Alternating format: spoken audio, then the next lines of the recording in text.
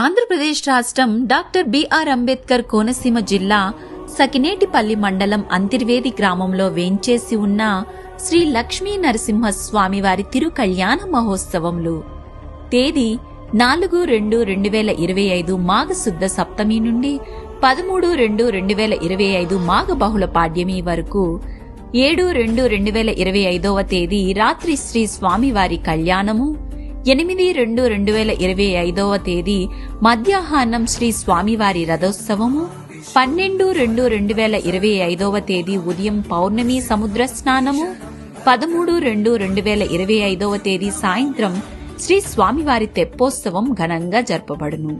రండి తరలి రండి, శ్రీ లక్ష్మీ నరసింహస్వామి వారి కళ్యాణము చూద్దాము రారండి.